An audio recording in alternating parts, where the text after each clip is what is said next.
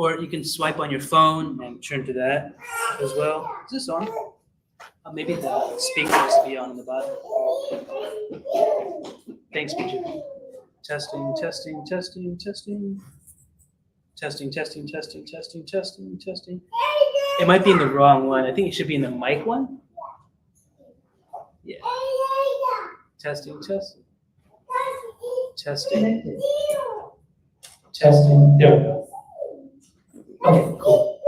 Testing, testing, testing, testing. Cool. Yeah, if you guys have your Bible, turn to Revelation chapter 12. And we'll be going through a few verses in 12 and just the beginning of 13 as a start. Whenever you're ready, Viju, you can start. Cool. One of the things we did at my workplace a few months ago, it was a team building activity where we got online and we played the game Among Us. I don't know who chose the game or why we did that, but the game has an interesting premise. Has anyone played it before?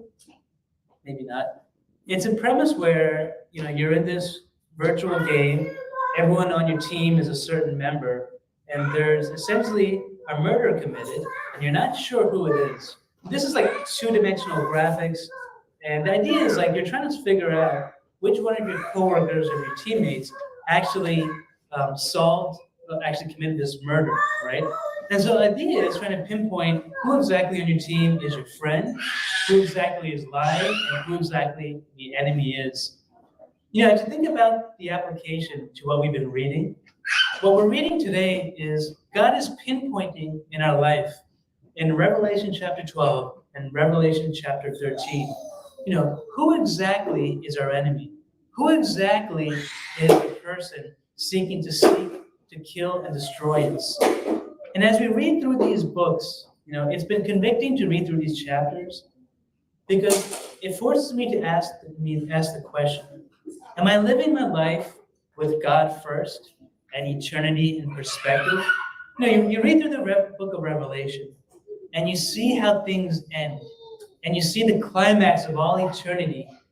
And I ask myself, gosh, in 80 billion years, will it matter how much of a promotion I got? Will it matter if my house had a pool or didn't have a pool? Will it matter if I upgraded my clothes? What will matter is this. What did I do for God's kingdom?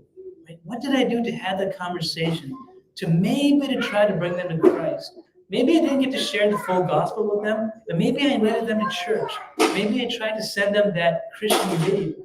And these are the things that I read through the book of Revelation that convict me, that challenge me, that force me to look beyond my own life and look ahead.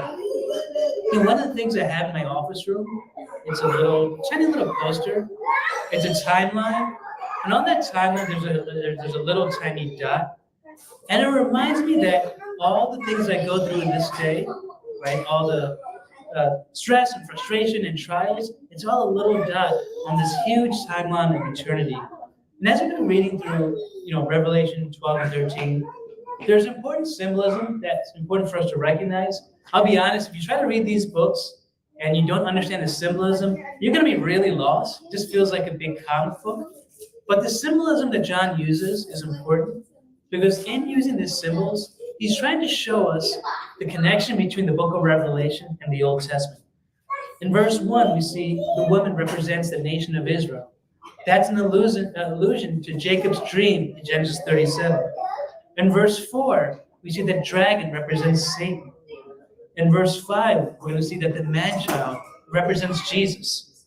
In verse 7, we read about the angel Michael, head of the angelic host. In verse 17, we read about the offspring of the woman, representing Gentiles who are to come to faith.